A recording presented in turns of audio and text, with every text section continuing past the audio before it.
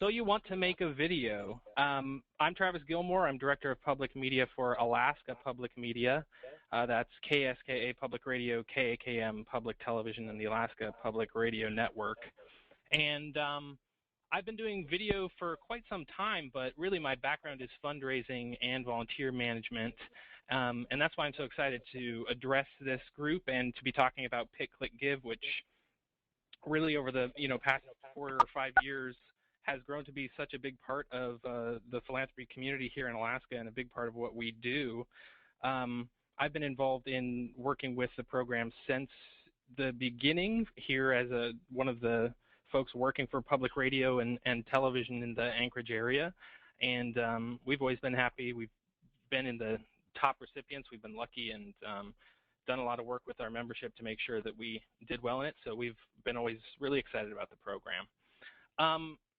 But in addition to that fundraising work, I've now moved into doing a lot more content production, video production. Right now we're working on a series with PBS, Digital Studios, on content that's released directly to YouTube. So you might be saying, wait a minute, PBS and YouTube working together, is that cats and dogs? How does that make sense?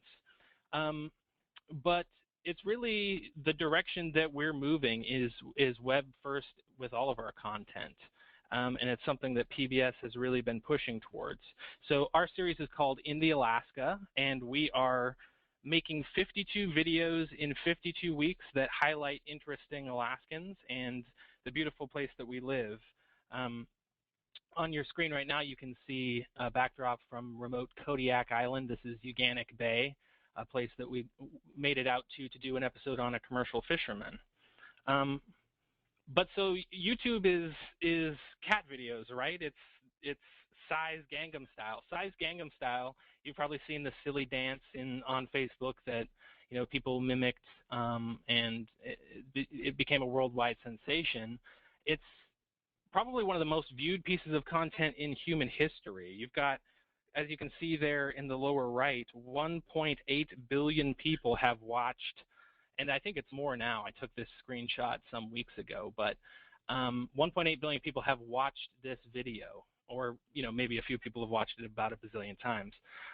But it's a hugely popular piece of content, and it's been distributed only through YouTube. That's where people have found it. That's where they originally put it up, and it started at 0 views and built that audience on YouTube. So when we think about what we're doing on YouTube and what we're doing with video, here's a quote from the head of PBS Digital that kind of informs the way that I think about YouTube and sort of the difference between where video is going today. I want to lay out a vision for how we can invent our future, a future where public television is serving millions more people with billions more videos, a future where each PBS station is the YouTube of its local community, the dominant video brand every person in town wants to watch, every producer in town wants to shoot for, and every business in town wants to support. So even the corporate mandate from a nonprofit organization like PBS is to become more like this video phenomenon that is YouTube. So what I'll be talking about today is ways in which you and your organization can also get in on that video, the power of video and the power of YouTube to distribute your content. It's just some facts and figures on YouTube to solidify that point. More than 1 billion unique users visit YouTube each month. Over 4 billion hours of video are watched each month on YouTube. 72 hours of video are uploaded to YouTube every minute. In 2011, YouTube had more than 1 trillion views, or around 140 views for every person on Earth, including people here in Alaska. And it's the second largest search engine in the world. Now that to me is a really interesting thing and a really interesting point to think about. You wouldn't ignore Google and having your organization's website be ranked on Google or Yahoo or any of those search engines, but YouTube is the second largest. So it's an interesting thing to think about when you think about your strategies with communication and where you're at with it. But so making a video is kind of a complicated thing. Where do you get started? Here's a view of a video that I created in Final Cut Pro. Granted, that's a professional piece of software, and you definitely don't need to be using it. But my point with this is, in showing you this image, is that this Final Cut Pro, a professional piece of software, actually looks more like iMovie, which you can get for $5 on your iPad. And so professional equipment is moving more towards the things that all of us, even in nonprofits, have available to us. So here's some basic types of videos that you might find on YouTube. First, the talking head.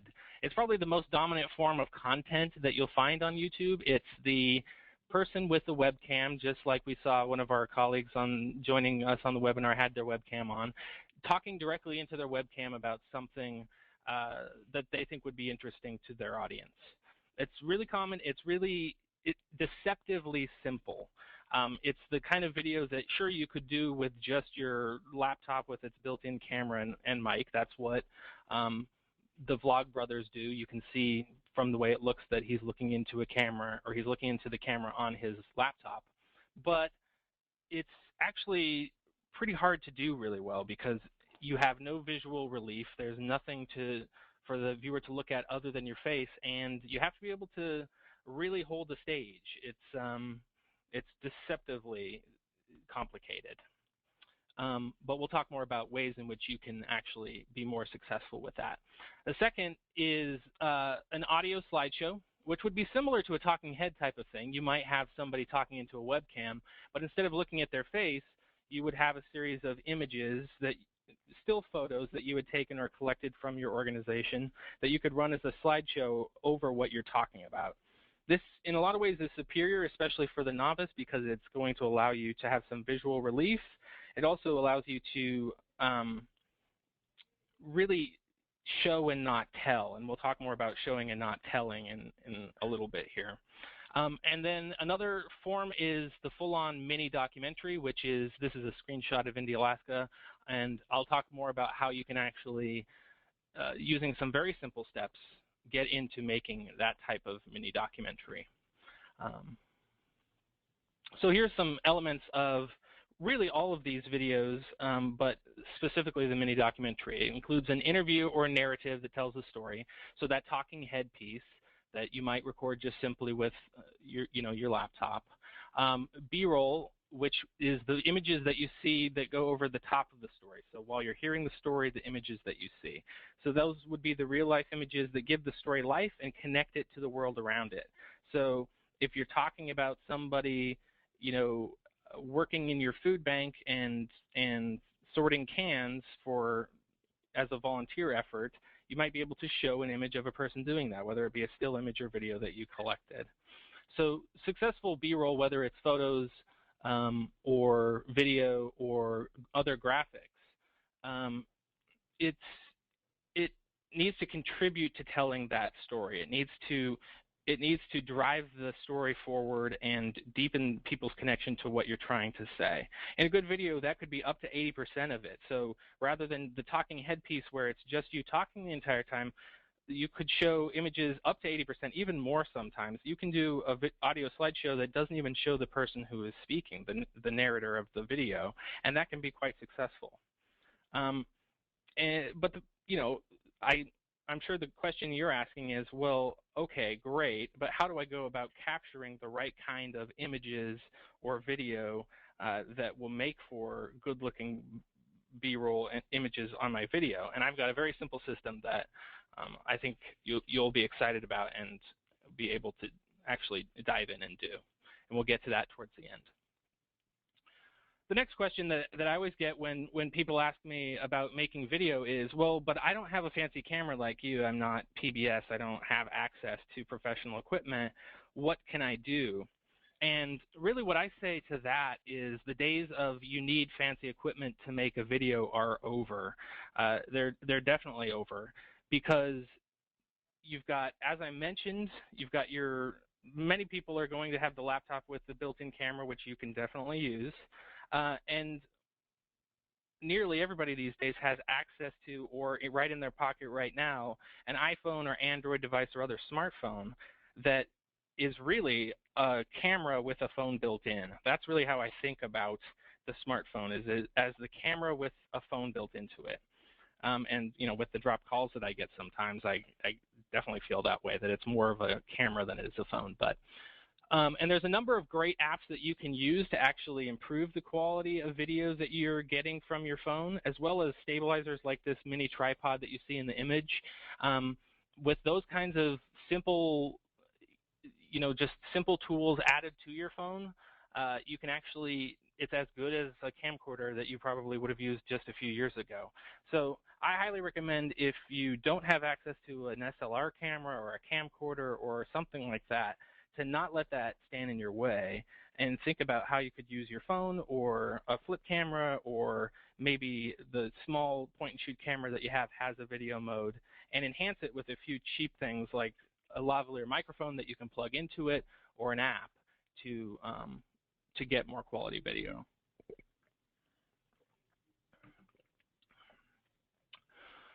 Another really great tool, especially for recording narration, if you're going to do a talking head type video, or a video or a photo slideshow type video, or even you want to make sure that you get good quality narration for your video of any kind, is there are free teleprompters that you can use. That's a picture of my laptop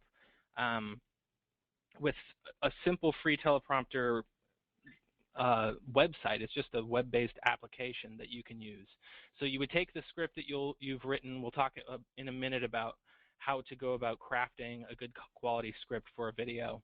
And you can copy and paste it into this thing, and then use your space bar as the controls for your teleprompter, and it's as easy as that. So easyprompter.com is the best one, although there are a number of them. And imagine if you're doing the talking head video, the camera on your laptop is just right there in the top center. So you can literally give the illusion that you're able to be, that skilled of an orator, and not have to memorize your script while looking directly into the camera, which really does give you a professional look, and can really fool the audience into that suspension of disbelief thing that you get with a Hollywood movie or a more professional production. So now let's talk a little bit about storytelling and how you accomplish good storytelling, because I would argue that above all that gear stuff, and I don't emphasize gear that much in this presentation, because I think more than worrying about what camera to buy or what app to use or what editing software to purchase, I think the rule of thumb on those things is the best one is the one you have access to, and the best one is the one that you can learn, and you should spend as much energy as you can on storytelling and honing your story more than worrying about those things. And I think it's a big thing for us to think about, especially in the nonprofit world, where we're always trying to get funds, we're always trying to get new supporters for our organization. But how do we create a story more than just promote what we're doing, or push out links to events that we have on Facebook, or just those promotional things? How do we get into a deeper story of the work that we're doing? And I think that's what a really good video will accomplish, is showing and not telling, is storytelling and not promoting. So elements of a good video story. People care about people. We all want to talk about our programs and services. It's easy in public radio to talk about the programs, to talk about, if we have our pledge drive, we focus on the programs, we focus on the service that people get. But in video especially, a great thing to focus on is individuals. If you can hone in on that key volunteer, or that person who that is a major donor for your organization that makes a big impact, or that person who with their child chose to give to your organization through Pick.Click.Give. Whatever those connections you have, and whatever that cadre of people you have surrounding your organization, focus on the people, because that's what makes a compelling story. Any good video, especially in the YouTube world, needs to start with a good hook. Whether it's an anecdote, whether it's a fact or figure that really grabs the viewer's attention, The number one place where, especially in the YouTube world, but in any video, you lose people is right at the top. If you don't grab them immediately, you're not going to get them, and you're not going to keep them watching your content. So one of the first things that you'll want to think about before you even craft the story is, what is the hook? What's the thing that's going to grab people and keep them watching this content all the way to the end, and in the end, going to get them to act and do something for your organization?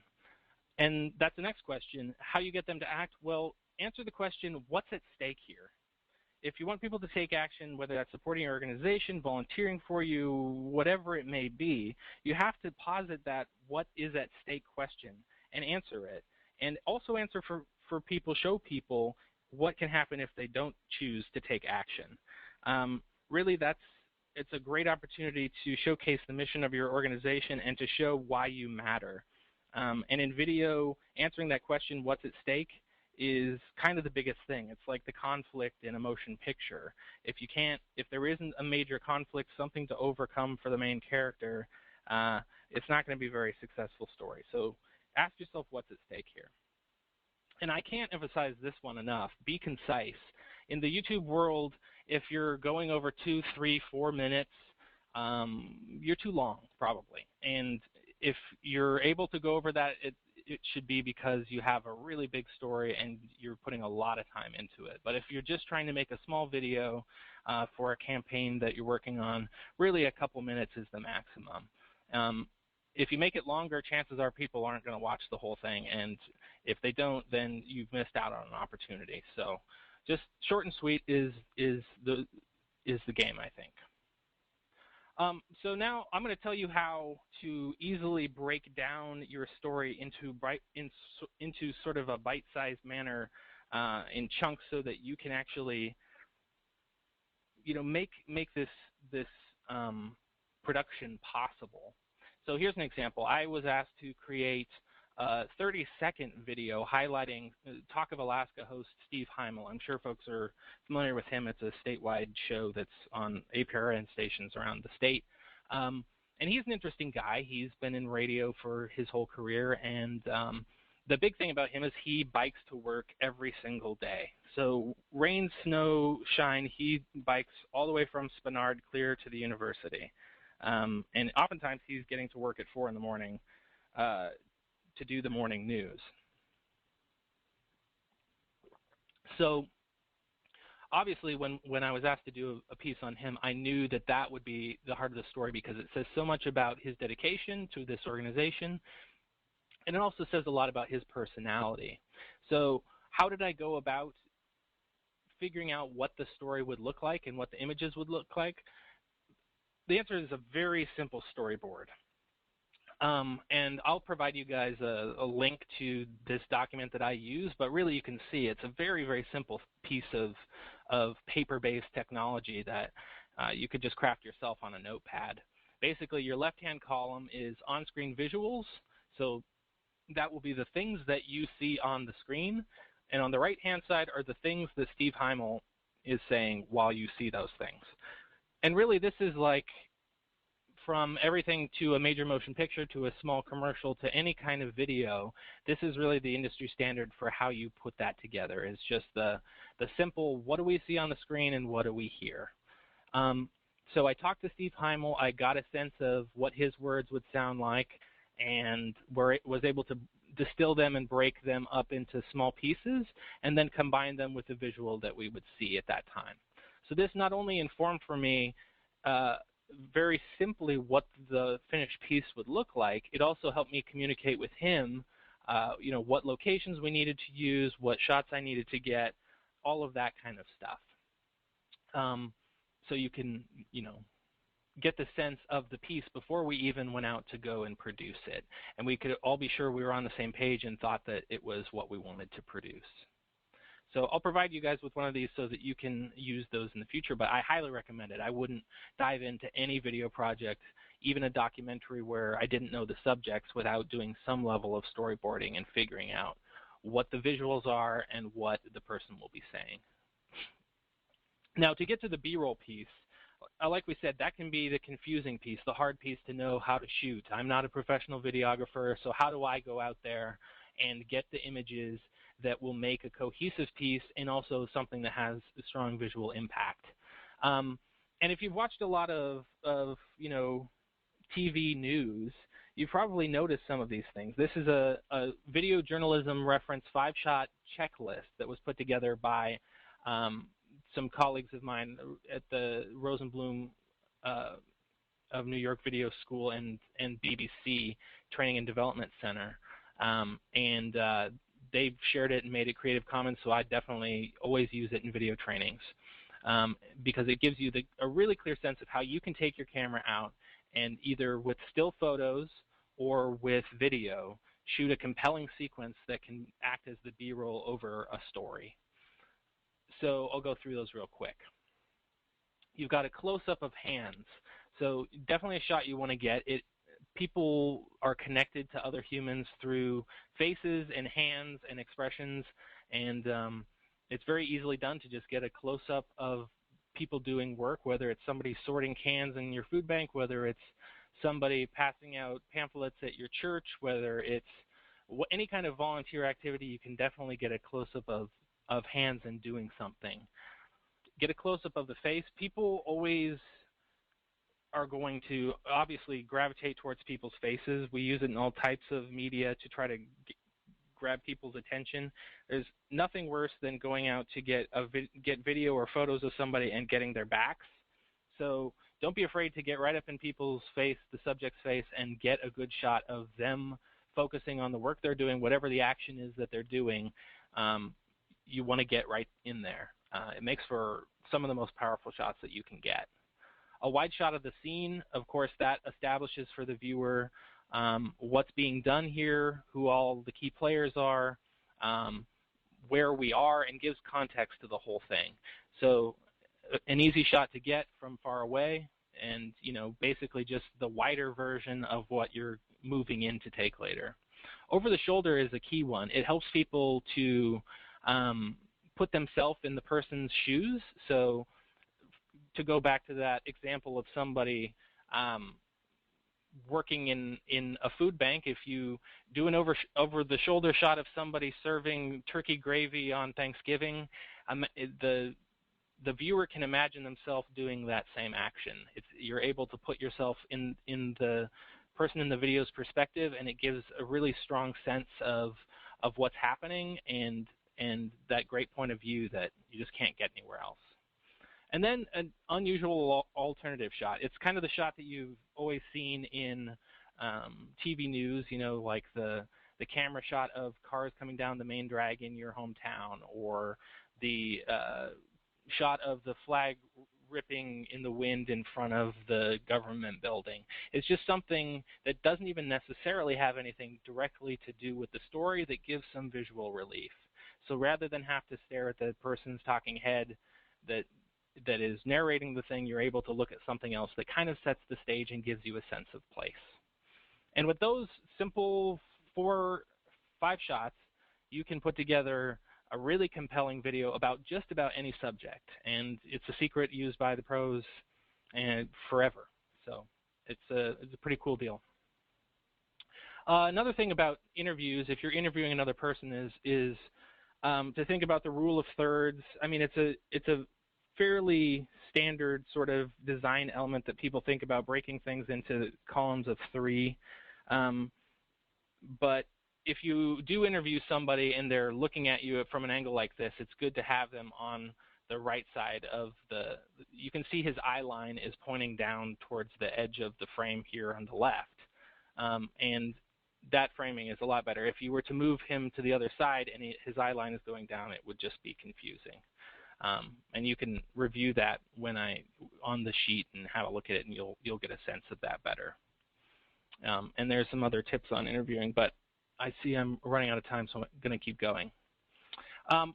Once you've got your video completed, there are a number of features. One that I really wanted to point out specifically in YouTube that I think will be a big deal for you. So say you've got your completed product and you've uploaded it to YouTube. One thing that they've recently allowed for verified accounts, which is a simple thing that you can go ahead and take care of yourself, is the ability to add a link overlaid on your video. So at the end of your video, um, you're able to have a link that people can click on that will take them to your website. And that's something that we use a lot in our Indie Alaska project. It's something we use in all of our videos now, because before you were able to get people to watch the video, but it was hard to get them to act, and it was hard to get them to click on something or go to the next step. But now, by simply going into the annotations, which is just one of the sub-menus that you see here, it's highlighted in the top. In YouTube, you can add a link. It can be all the way through the video. It can be just at the beginning and end. It can be anywhere that you want it to be, but that could go to your pledge form. That could go to your volunteer sign-up sheet. That could go to whatever location on your website that you wanted or needed people to go to.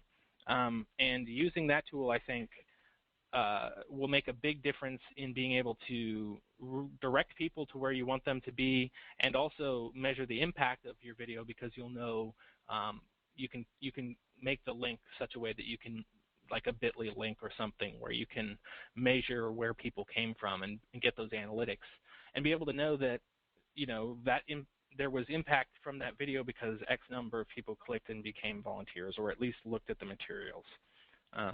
So I definitely highly recommend that. The next step that I definitely have to plug, since here, is if you do create a video or a slideshow of that documents the impact of your organization, whether it be related to Pick.Click.Give or not, another outlet for it where you can help build audience is our Townsquare 49 blog. So that's another piece of what I run here at Alaska Public Media. And basically, you would just send me a link to your completed video and a paragraph about it, and I can post it to our blog, and then it'll also be on the landing page of alaskapublic.org, our overall website, for the day, at least the day that it's published, before it just becomes part of the Townsquare 49 page.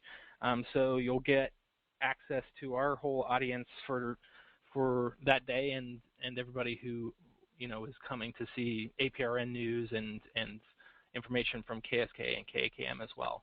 So that's been really successful for a lot of our partners in getting the word out and building audience for things that they've made that otherwise maybe wouldn't have been seen. So I'm the contact for that, and I'll be happy to help anybody out with getting their content up there. And this, you can get a sense of, we have video all the time from all kinds of organizations, from nonprofits to local government to independent artists that are crafting things that that are about community and about Alaska. So I think that about wraps it up for me. As I said, I will provide a link to all the documents that and the presentation. I'll get to you guys after we're done and everything is all wrapped up, and so you can have access to the storyboard, you can have access to the 5-shot technique and any other of the materials that I included. And also, I want to encourage all of you to contact me directly if you have questions about any of this stuff, because part of what we're doing with Townsquare 49 is trying to make sure that people have the skills and tools and everything that they need to be able to do this. So I make myself available to nonprofit organizations and citizen individuals who want to learn more about content production and how they can do more with what they have, and how they can more effectively tell the stories of their organizations and their community. So think of me as your Townsquare 49 story consultant. I'm here to help in any way that I can. I guess we take questions now.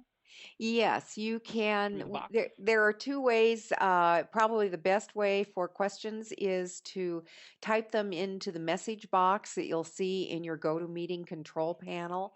It's where Heather sent a note a few minutes ago during the presentation about the tools that Travis has been sharing. So please go ahead and type your message in there. We'll read it so that we can make sure everybody has heard it, and Travis will be happy to answer that question.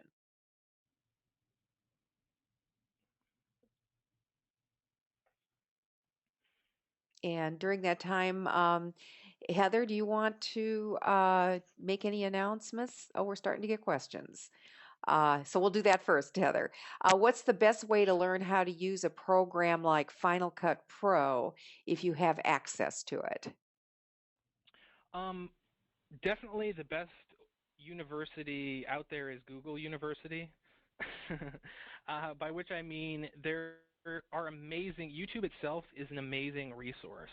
Um, Myself and my colleagues have learned most of what we know as in becoming professional filmmakers. I spend most of my time creating video these days, and I've learned a lot of it from other filmmakers who share their knowledge through YouTube or Vimeo or their blog. The blogs and YouTube are the main place. So, but I will also in the materials compile a list of some of the better blogs and or YouTube channels for you to find um, those types of tips, whether it be Final Cut, whether it be simple tools like iMovie, whether it be about cameras or what types of tools you might have already that you could use. Um, I can give you links to all those kinds of blogs. We follow them all the time. Okay, great. Bryce has a Yeah, question. Bryce You, is asking about the bit. go ahead. Go ahead. Oh, Bryce. I see that you're asking about Bitly. It's I'll type it into the box, but it's bit.ly. And there are other services. Oops, sorry, that was just to Suzanne. There are other services like this, but basically, to explain what it is, um, it's a you can shorten URLs using the tool. So like say you have a website that produces long URLs and you just want to make that web address shorter to include in a print piece or a PDF or something else where people don't have to remember how to type in a really long URL, you can shorten it using that tool. But it also, those Bitly and other tools like that provide you analytics that tell you how many people clicked it, how long they were on the site after they clicked it, those types of things. So, for example, when Alaska Public Media sends out fundraising messages to our membership or to volunteers, we'll make our links Bitly links or similar links. There's other, like I said, there's other services that allow us to know how many people opened it, the kind of things that you might get with a constant contact type email. So I definitely use those as a way of tracking how many people clicked something, how many people downloaded something, that kind of thing.